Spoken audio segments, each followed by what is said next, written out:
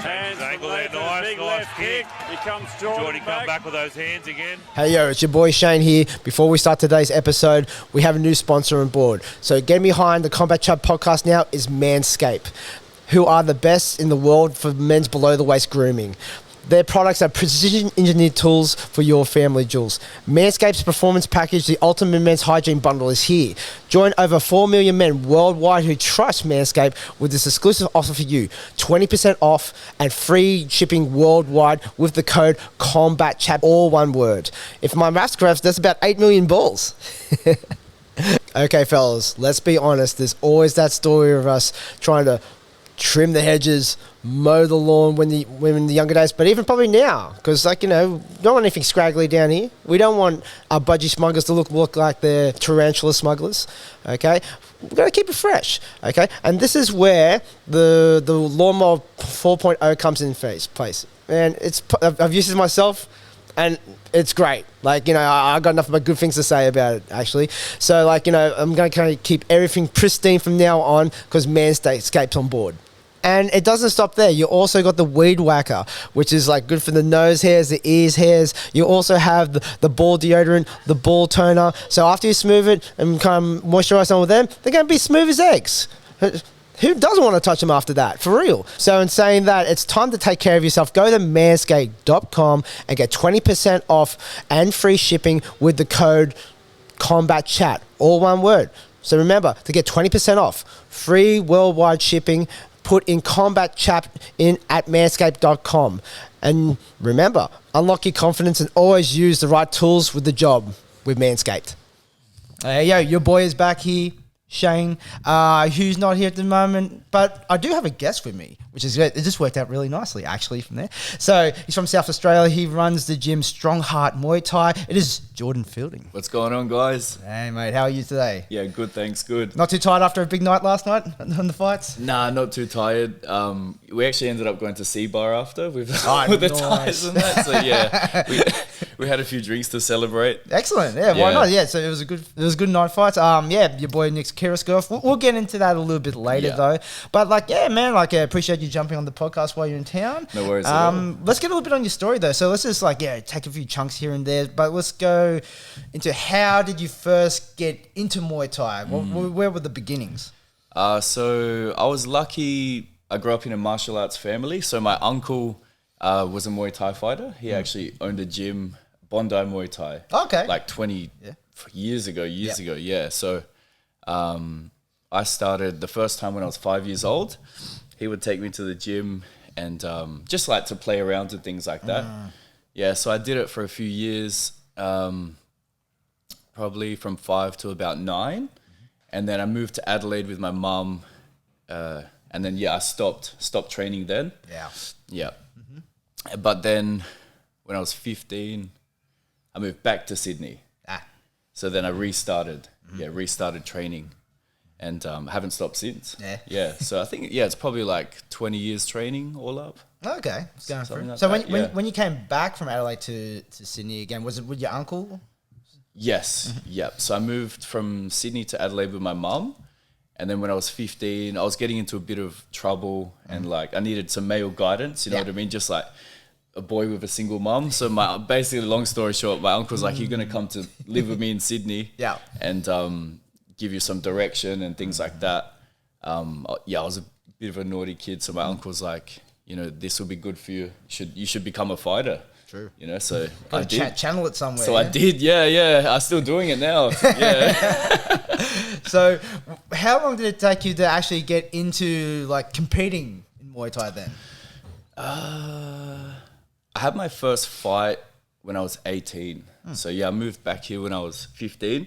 Then when I was 18, I had my first fight. But at that stage, I was training with Lewis. Yep. So I moved back here with my uncle. But then after 6 months, he actually sold the gym and he moved to Queensland. Yep. So because his ex-partner or whatever moved there. So he moved there to be with the kids. So I stayed in Sydney with Lewis. Yes. And then, he became my trainer. And I trained with him for years. Just making the original SRG boy. Original, yeah. I think I'm actually the first fighter from SOG. Oh, I think really? I was, yeah. Wow, So, like yeah. really a OG then. OG, yeah. So like so you had a fair few fights in Sydney before you like made another move to Adelaide again? Yeah, I had 8 fights, I think, 8 or 9 fights. I had no plan to go back to Adelaide. I was very comfortable living here. I was about 21 years old. And I fell in love. I fell in love with a girl who lived in Adelaide. Of course, it's always a girl. Yeah. And then I ended up moving there to be with her. And we ended up like breaking up, but I'm still there. I'm still there. And I kept you. Yeah, I know. I saw my nan. Like I went to visit my nan, and my nan was just drilling me. She's like, Jordan, you left me to go to Adelaide to be with the girl. Yep. And now you don't have the girl and you don't have me. I was like, fuck. Now it's just brutal, just upfront. Just brutal. Yeah, fair enough. You got to keep accountability for the young ones. That's right. Yes. So, like, when you did make the move to Adelaide, though, where did you where was the start training there? So my first 5 months, I went to a gym called Southside. It was near my house, and then I moved on from there. I was training with a guy named Steve Peach. Yeah, a lot of people don't know who he is, but he's just sort of trained fighters. Okay. Then I went to Thailand for 7 months, came back. He disappeared. I started training. I trained with Pinky. Oh, yeah. Stayed with him for about shout out to Pinky for 5 or 6 months. And then I started my own gym. Oh, yeah. Yeah. So it wasn't too long then. Nah, not long. Not long. When I went there, I saw there was a big opportunity for more quality Muay Thai gyms. It's not like it's not the same as, I don't want to put it down. It is a good, it's a good state. It's getting a lot better with Muay Thai. Just like a smaller pool. It's just smaller pool, yeah. And I saw a big opportunity to open something good there. So I did. Okay, cool. So how long ago was that when you did open up your own gym? We've been open for 8 years now. 8 years? Yeah, nice. Yeah, especially the Adelaide scene. I guess they had the shows like Knees of Fury was like with one of the big ones back in the day there. Yeah. But now you look at it just kind of watching over social media and listening to Pinky and that talk about it. There seems to be a lot more of focus into developing grassroots scene there with I say SA Muay Thai League, Pride coming through. It seems like it's on the rise. It is, definitely is, yeah. When I first moved there, all of the fights were like Muay Thai and things like that, and which you should never do Muay Thai for anyone listening. It's not a sport. Don't do it. Exactly. But now the fighters, the amateurs, are starting to fight with elbows, like elbow pads and things like that. Just over the last couple of years, that's happened. So, slowly people are starting to level up more. Yeah. Because what would happen before is say someone from Sydney would have 10 fights, and then someone from Adelaide would have 10 fights. But the person from Adelaide had never even fought with elbows. You know what I mean? Yeah. They had 10 Muay Thai fights. The person from Sydney had 10 full Thai rules fights, right? But then if they fight each other, this person's never even fought with elbows. Yeah. And all of a sudden they're fighting each other with elbows, no padding. You know what I mean? Yeah, so it's was the old adage was you don't get paid for, elbow, getting cuts and things like that, which is I think that's just a stupid reasoning for it. But then when you get into it, then you kind of created this fear of elbows, and then it'd be pretty hard to untrain at that point. Exactly. Yeah. And you don't know how to control. When you don't fight with elbows, you don't know how to clinch properly because you don't need to control the arms and, things like that. You're better off having your first fights with elbows, with the elbow pads, so that when you take them off, you know what to do, Yeah, most definitely. Yeah. So bringing it back a little bit more to your career, you're still fighting at the moment, but let's just look into your career a little bit. And fought some really good names. I was watching you just recently versus Kim Johnson. That was a fun fight. I fought Kim Johnson. Yeah, that was a good fight. And that's and I guess that is just a bit of the SA legends going at it as well, which is fun. Yeah. But going into your fighting and also going to Thailand is also. So do you have a base camp that you go to Thailand, or a gym that you're more that you like to go to when you go back there? Yeah, the first time I went there, I stayed at Sing Patong. I stayed there for 7 months. I had a couple of fights there, and then the next time I went back, a lot of the people moved and started training at Sitson Pinong Phuket, which is now Revolution. Yep, Tim Fisher's gym. Tim Fisher's gym, yeah. Shout out to Tim Fisher. So yeah, that's the gym that I usually go to now. Cool. Yeah, when I go there. So yeah. Yeah, it's fun. Like, how was like experience like fighting like places like Max Muay Thai in particular, which is like it's a totally different thing like from like stadiums or even like in Australia from there. Yeah. How did you find it? I loved it fighting. I don't mind the 3-round fights. Like, just action from the beginning. Yeah, Pinky's just dying right now. Pinky's dying, yeah. Sometimes like the 5-round fights, I'll fight anything. Yeah, I don't discriminate. You know what I mean? 3 rounds, 5 rounds, I'll fight. Doesn't matter. Yeah. But it's different style. You know, 5 rounds, the first round they don't do anything anyway. You know. Yeah. And then you fight 2, 3, 4, and then round 5 if you've won, you just sit back. So really, it's like a 3-round fight. Yeah. If you look at it like that. But I like the 3-round fights. You can just throw whatever you want, you know. The 5-round fights, the gamblers have a lot of control on what you're doing and what not to do. Whereas a 3-round fights, you have more freedom. You can just fight. Yeah. So I like both. I love both. Well, I guess like especially with Max like that, it's more like scoring on that aggression. They want that action. Nothing in the meantime. And, I guess kind of condense it down into the 3 rounds. And I guess you're seeing that a little bit more, like, the RSW tournament that's just happening there. That's looking fun as well. Yeah, that looks good. A lot of people getting knocked out on that one. Yeah. Watching that. They have an interesting point system. I don't fully understand it because it's just very new and I'm only just watching it, but it looks okay. Yeah. Especially if you, like, if you kind of separate, like, you got this side and Rajana, the RSW, but then you have, like, the stadium fights. And if you keep it like that, that's cool. Best of both worlds. Then. Best of both worlds. Yeah. So when you, how do you find for yourself though, like being an active fighter and running a gym? How do you find that balance? Oh yeah, that's a good question. And a lot of people ask me, but for me, it's just normal.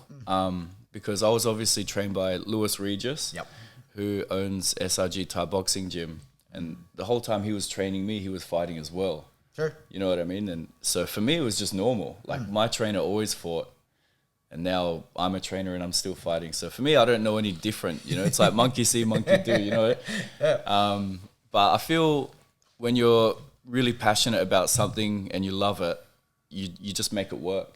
I never, you just do it. You know what I mean? Yeah. So do you have a lot of helpers or other trainers in the gym? Yeah, we do. Yeah. So we have David Wang, who's a full-time trainer. Yep. And also we have a Sakmon Cole, who's a Thai. We have him at the gym. We always have Thais at the gym as well. Yep. So we have a big team, lots of help. So when I fight, I can take a step back from teaching and they'll help a lot. And then I can focus on my training. True. So it's just teamwork, it's teamwork. Yeah, how do you find having the Thai trainers coming and like are they coming from like places like Revolution and that? Yeah, and it's like how do they find like integrating to like this kind of more like this into the West civilization? They love it. It's so easy for them. Yeah, like the trainer in Thailand, they have to hold pads constantly, but here they just walk around like, oh, do this, do that. Yeah. They're like, oh, it's so easy, you know what I mean? But I guess it's more that kind of class environment. Class environment. But yeah, they love it. Like I think the trainer at my gym, he's making more money in 1 week than he's making in like nearly 2 months in Thailand. Yeah. You know what I mean? So for him, they miss the family a little bit, but the family also understands that they need to be here, because they send all the money back to the family. So it helps them. And that makes me feel good too, being able to help someone who's less privileged, you know what I mean? People, so it's good on both sides. Yeah. Nicely done. Yeah. So going into your fights a little bit more as well, like, so just like, recently you had a bit of a layoff, and then now you're going really back into action again, like, taking a lot of fights at the moment. So we'll just kind of look at some of your fights as well. So, like, I think your first fight back was against Carter Lawrence after a little bit of a layoff. It was, yeah. I had... the layoff was just because of COVID. I had like 8 fights fall through. And then, I fought Carter Lawrence on Roots, main event for Roots, 5 3s. and ended up being a draw. It was a pretty entertaining fight back and forth. Yeah. You could like see a swing. A swing, yeah. We had a good game plan for Carter because he's so tall. From the videos that me and my trainer watched, everyone would push forward on him. Yeah. You know what I mean? Because like, everyone thinks you have to push forward on the taller fighter. But we noticed he's a good counter fighter. So our plan was to actually go backwards and make him come forwards and counter him. Okay. Make him put the pressure on. Make him put the pressure and change the dynamics of it. Because I'm a lot shorter. Yep. We thought that they would expect me to rush in, come forward. But yeah, we just went back. Yeah. So. Yeah, it's like, how did it feel? Like, because like, seeing Carl, I think I only seen him a couple of times, but he's just like just a massive dude. He's so tall. Like, he's just like fighting him, just going, damn, it's like fighting a tower. Yeah, I know. I remember standing next to him, like, before I walked out, I was like, fuck, man, he's like, I don't know how he makes the weight. He's massive, yeah. He's a big unit. Yeah, he's a good fighter, yeah. Shout out to Carter. Yeah. But overall, it was a pretty good fight, and it fought to a draw. And then, like, then you had your fight in Thailand. Yep. There, and like that one was that kind of planned, or was it just like on the whim? I was there training, and yeah, it's sort of just, you know how it is in Thailand. It's not like there's nothing really is planned there. You know what I mean? It's just like, oh, you fight next week. Yeah. You know. But yeah, so I fought there against what's his name, Detrit. Yeah, it was 71 kilos. So. Yeah, a bit above the weight. A bit above the weight, well above my experience. But I was like, you know what? I'm here. You live once. Fuck it. Just go for it. You know, it didn't pay off, but you know what I mean? Just get that experience in That's there. That's it. Yeah, good. And then just recently, you came back down to Sydney again, well, not too long ago. Yeah, back to Sydney. Against Darren Chen, which is like, yeah, it's like, he's also fought Carl Lawrence, as we were talking about in the podcast before, to a draw also. Yeah, I know. And then like same thing, like completely different fight in terms of like size and physicality. Still likes to clinch though. Yeah, he had good clinch. Yeah, how did you find that fight in comparison? To fighting Carter? Yeah, because it's such a switch up. Such a switch up. Yeah, it was more even height wise. I feel like I started too slow. I should have picked it up earlier. Darren has a really nice kick. Really, his kicks flow really nicely. But yeah, it was a good even fight from what I remember. I have to rewatch it myself. Yeah. I don't know. I don't even know. But from what I remember, feeling it, round 1-2 was just feeling it out. Darren landed more kicks. Round 3 and 4, I picked it up. I think I landed the heavier shots, and round 5, he started to clinch. He landed more knees, and yeah, he got the win. Yeah, it's just like when I remember watching the fight, because I was just in the spectators because I had a couple of my boys on, then just kind of sitting back watching the fight. It was entertaining enough, but you could see like a power differential in terms of like, how you throw your shots and how Darren threw his shots also. And yeah, probably that same feeling. Just maybe just started off just a little bit too slow. Too slow, yeah. But definitely picked it up throughout the match, and it made it a really good fight in the end of the day. But yeah, like it was just a solid stoush between you two. Yeah. And like I wouldn't be mad to see it back again either. Yeah, I have a feeling we'll rematch as well. Yeah. So probably rematch Carter and Darren. Yeah, just like to keep going through. Yeah, we just keep fighting each other. Going through there. 3 good fights. So like, we did all your experience, like, training with Lewis, your uncle, going around, like, Thailand, that as well. How do you like to structure your own training coming up to a fight? Is it like, do you like it like that very, like, traditional Thai style, or do you like have a little bit more like a Western influence into it? We train Thai style. Yeah, especially with the Thais at the gym. Yeah. It's like, and even though I own the gym, when I train to fight, I listen to my trainers. So whatever they say, that's what I do, So yeah, basically it's we run, bag work, lots of pads, lots of clinching, sparring. That's it. Yeah. Just getting the rounds done, we get it done. Yeah. Usually train like 2.5 hours per night, and I run in the morning. Nice. Yeah, solid. With like going into your team now, like a Strong Heart Muay Thai, there's like, it seems it has like a big crew of guys fighting there. Yeah. And then, like you said before, like the pool in Adelaide, I guess, is like pretty small, so they can only get so many opportunities. And then I guess you have to do a lot of traveling then. We do a lot of traveling, yeah. So like, how about you talk about your team a little bit? So like, a couple guys you want to give a shout to, a couple guys that you think we should keep an eye on as well? Keep an eye on, yeah. Definitely, obviously, Nick Keros. He's, at the moment, he's our most successful fighter, successful champion. We have Morteza Musawi, Tavita, Kwang Lee is getting good now. And our junior team is really strong. Oh, yeah? Really strong, yeah. Archie, we have a kid, Archie. He's 11 years old. He's had nine fights, 7 wins. That's all right. He just won the Australian title. Oh, yeah. So, yeah, he's the first South Australian to do it. So, Yeah, really proud of him, yeah. Nice. A young Max as well. Boston Case. We put a lot of effort into our juniors. But, yeah, it's a big team. Yeah. But usually, because the pool in Adelaide isn't so big, after like 6-7 fights, you have to start bringing in interstate fighters or traveling. Yeah. So yeah, we travel all the time. Yeah. But for like the juniors, like, because like same thing, like we're just starting really getting a junior crew going from there. Do you find any promotions or state that you think are good for junior development if they want to start racking up some fights, or they're going to get matches in particular? Queensland. Yeah, we fly to Queensland pretty much every month. Yeah. So yeah, I think Adelaide that you're not allowed to fight under 13, I'm pretty sure. Okay. I'm pretty sure that's what it is. That's so kind of pretty similar to here. Like, pretty similar? Yeah, it's like Yeah. it's 14, from New South Wales. Yeah, but in Queensland, there's no rules. It's like the Wild West, you know? It sure is. It sure is, yeah. So yeah, we have we're always traveling to keep them busy. So everything's self-funded, which can be hard, but we can't say no to the juniors. Like when they want to fight, it's like, oh, I'll take you, no problem. Do you have like sponsors and things like that to help out with those type of things? No. Yeah, it's just like yourself and the parents. Which is most of the case all the time. Yeah. But it's only money. You know what I mean? Like the kids, the experiences they get, they'll have for the rest of their life. Yeah, like, it's just investing into those kind of cool memories. Exactly.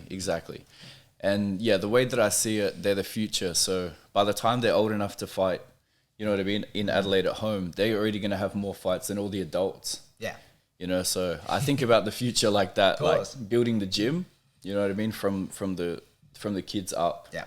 So even if half of them keep fighting when they're older, we'll have a really strong team. Yeah, definitely. Savages. Nice. Yeah.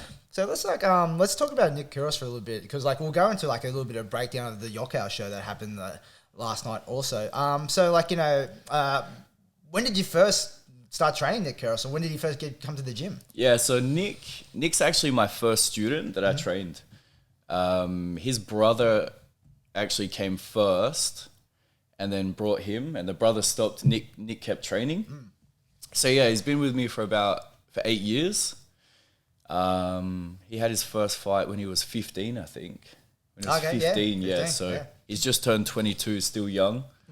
Last night was his 21st fight, I think. Yeah, so he's getting up there. He's had some really good wins over the last couple of years. Yeah, the only loss he had in the last couple of years was against Tyson Harrison. That's another really good fighter. Another huge dude as well. Massive, man. He's bigger than me. I was like, hey, fighting 63. Yeah. It should make it illegal. All these tall fellas coming in. These the smaller divisions. Yeah. But yeah, he's doing really well. Last night, good win. Good win against Geordie, who's also a really good fighter. It was actually a rematch. Yeah. When did they first fight? I think it would have been about 3 years ago on Knees of Fury. But at that time, it was really close fight. I thought it could have gone either way. So they were keen on the rematch. We were also keen on the rematch. And yeah, it was more convincing for Nick this time. He improved a lot.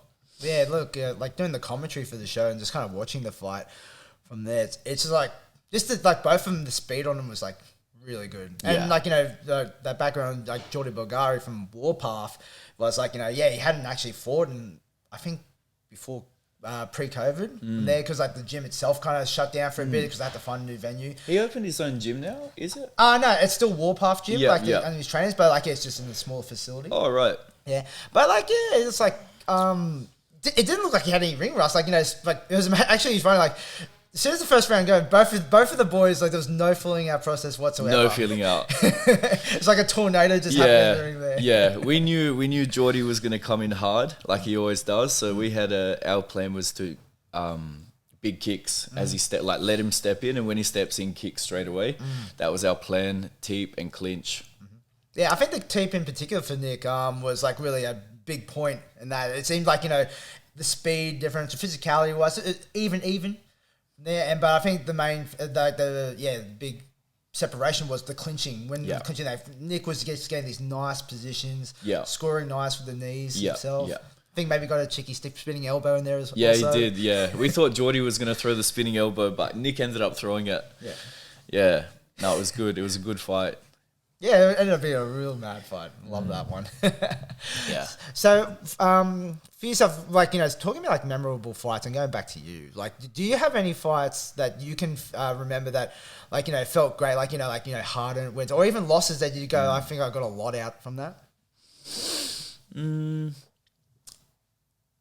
Winning my first title was a big moment for me because like it was something that I always thought of from when I was a young kid. Yeah. Now I don't care about it. I'm like, it's just like, it doesn't matter. But at that time, when you're young and you have a dream, you want to, achieve something, and I did it. That was a big moment for me. So what title was that? It was just an IKBF Australian title. Okay. Yeah. Which the IKBF is like, it's not the best. Yeah, whatever. But I have won the MTA South Australian title as well. Yeah. But people say like, IKBF shit and whatever, and the WMC, WBC are the best ones, which they are. It's true. Yeah. But I'm more proud of my IKBF belt because that was actually a harder fight than my WMC belt. Yeah. So I think a lot of times, like, you talk about titles and that, like, and that's like, it's cool, and like, and probably at the end of the day, like, everyone that talks about has titles, like, it doesn't really matter in, but it's the fight that matters. It's the fight that matters. Yeah, exactly right. Yeah, so if someone looked at like the belts that I have, they'd be like, WMC one, that's the best one. It was actually my easiest fight. Yeah, I'm more proud of the shit belt. You know what I mean? So, do you remember who you fought for that title? For which one? For the first one. Yeah, the IKBF. Yeah, it was a Brazilian guy training at Corporate Box. Okay, Yep, solid gym. Yeah, in Queensland, so, yeah. Good stoush. Alright, so going a little bit into, like, the show last night, because people want to break down. You didn't get to see a lot of the fights? No, I saw a few of the fights, but not all of them. Not all of them. But yeah, look, overall, guys, it was a really good night of fights. Like, myself and Hugh were in the commentary booth. It was a good time. Like, I haven't been actually behind the commentary booth for a couple of years. And I was like, when it first kind of came through, it goes, hey, you guys want to do it? Like, both of you, I go, and I was like, oh man, I'm pretty apprehensive about this. I don't really want to. I was like, I kind of don't want to do it. Like, and so I go, this is more Hugh's thing. But then when we got there and the fights themselves, they were entertaining. It was fun. It was fun. Yeah. It was really cool what SRG did. Like, the fight show was in the gym, but it felt like you were in Thailand. Like, it was so small. Yeah. Really loud. It was cool. Like, people were like on top of each other, but in a good way. Yeah. Where, like, because, like, a lot of times we got the headphones listening to each other, but like I had to really squash my ears in it because like it was loud, which was a great atmosphere. Yeah. Yeah. And let me think about Nick Keros versus Jordy Big Gary was the main event. It ended up being a really good fight. Nick Keros took the points win at the end from there.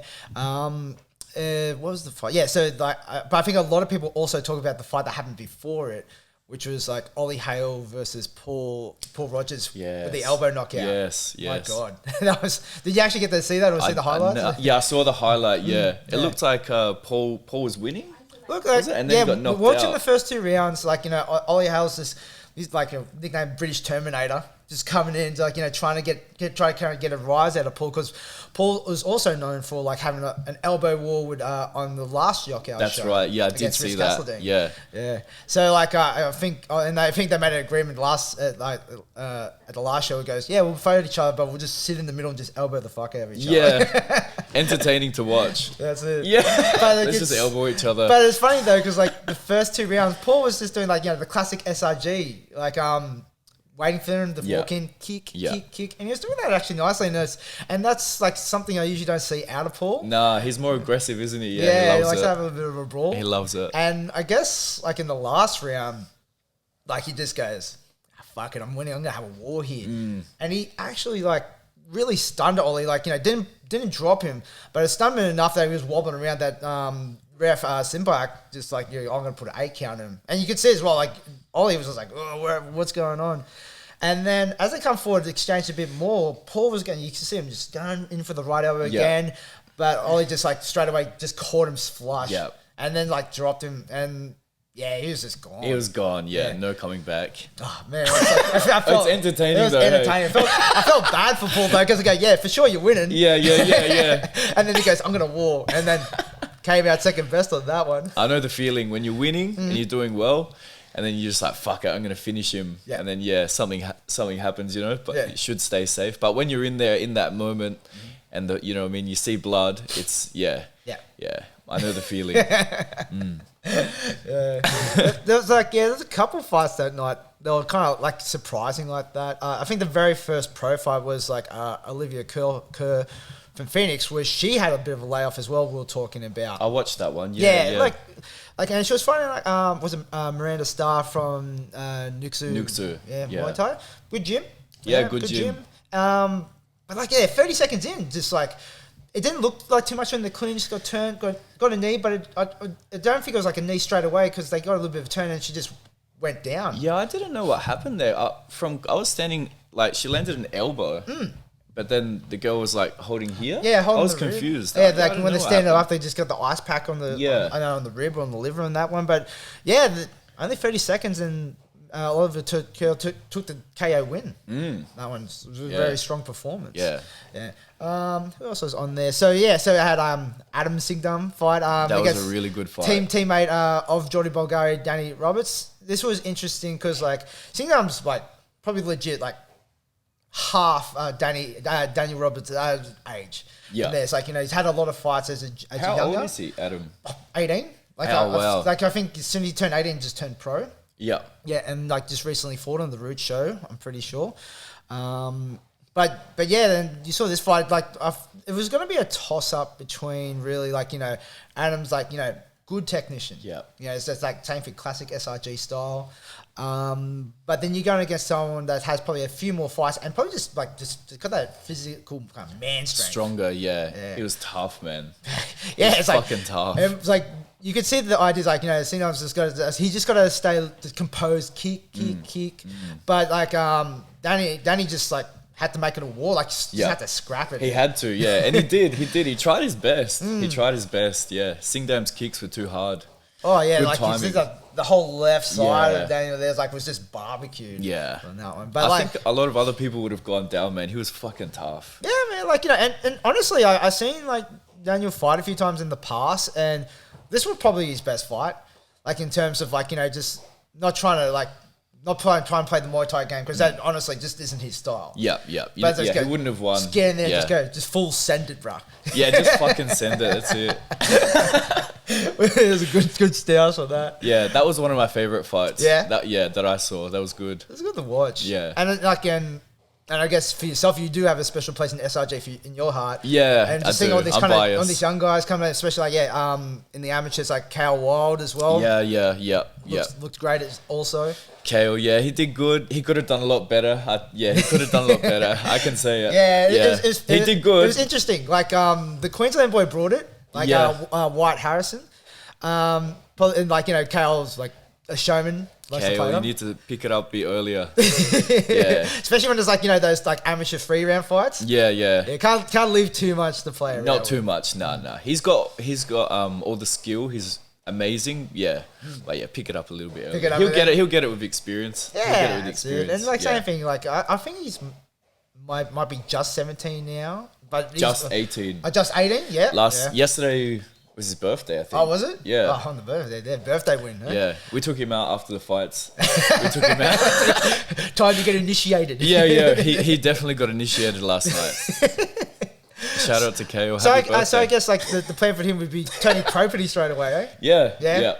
That's good for him as well. Like, and I think it's like Do you feel like maybe like it's different on this side of the country, the East Coast, compared to like like Perth and things like that? That like people like turning pro pretty early in their career, like it's not such a big deal as it was back in the day. No, I think turning pro basically just means you fight without shin guards, right, and headgear, and you fight 3-minute rounds. Yeah, everyone should just be pro, I think.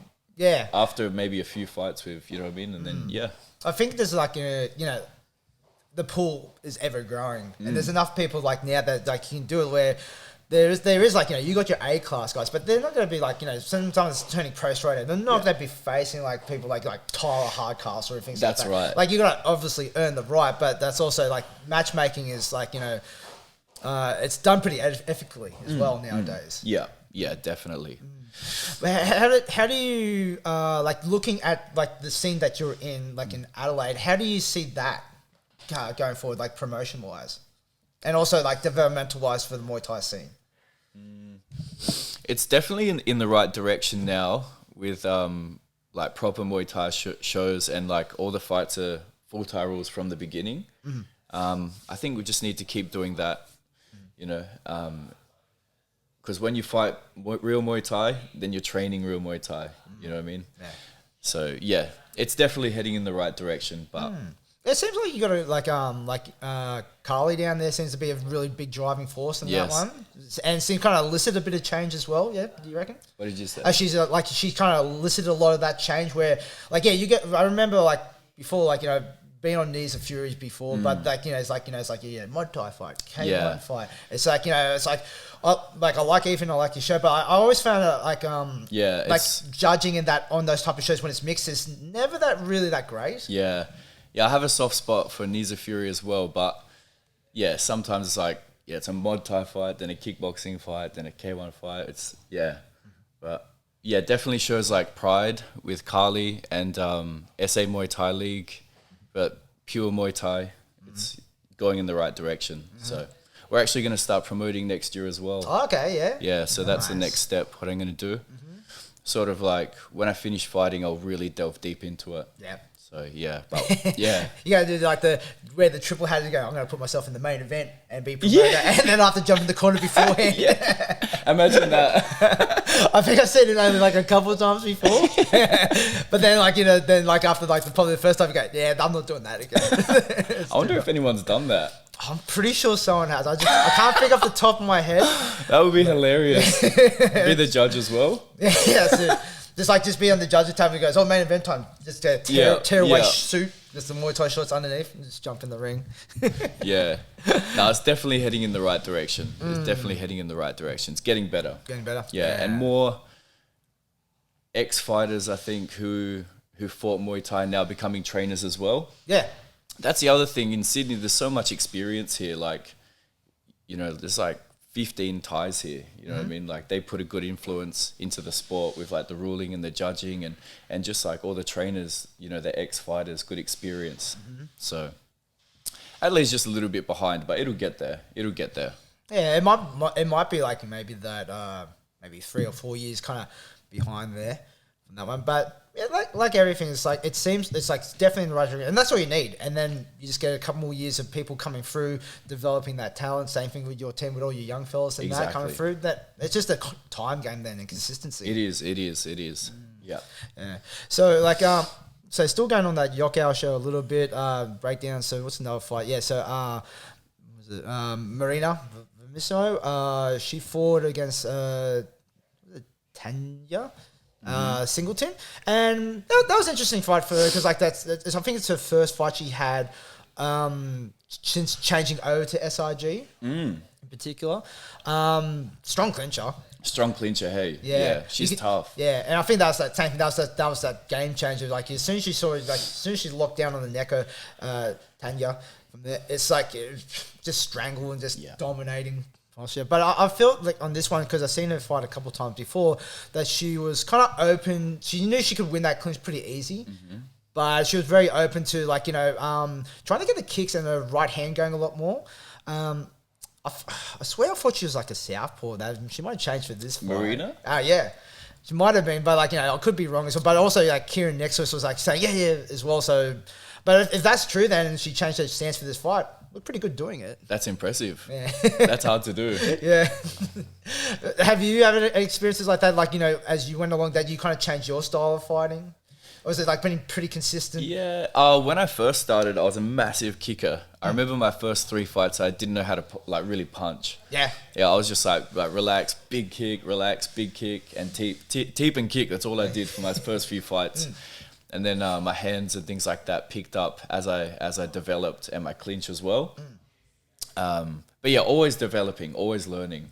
So yeah, and then sort of depends who you're fighting to. Yeah. You know what I mean? Like, Well, I guess it's good, like, if you got that kind of, like, yeah, especially like those kind of dedicated Thai trainers from there, there's always like little tweaks that they can work on. always.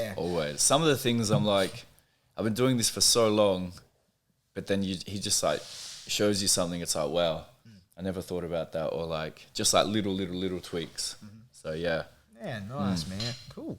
All right, so look, I think we're good amount of time there so far.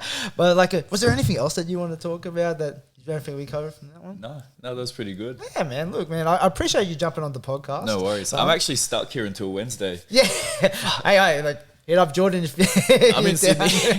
He's looking for something to do. Yeah. My flight was cancelled. I was like, oh, when's the next one back? It's like, oh, Wednesday. I was like, all right, fuck. That just Classic. sounds absolutely insane, though. It's like, you know, it's like how we live in a modern world today. It just goes, oh, flight's cancelled. You have to wait till Wednesday, man. You have to wait till Wednesday, yeah. So I'll be in Sydney till Wednesday on tour. I'll just be going around. I'll probably go back to the gym or surprise my nan again. Yeah, true. Fair enough. She'll drill me. So, where can people find you, like on Instagram or social media, or get in contact with your gym? Yeah, so Strong Heart Muay Thai.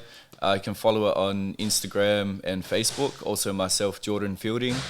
If you're in Adelaide and you love Muay Thai, definitely come check us out. Yeah. Nice. Excellent. Yeah. So we'll also put like links in the description box down below from there. So thanks for listening again. Obviously, look after your balls. Manscaped. Use the discount code Combat Chat. 20% off. Free worldwide shipping. And also, rate us on Spotify. Like and subscribe to us on YouTube. You know all the good shit, guys. We'll see you next time. Peace.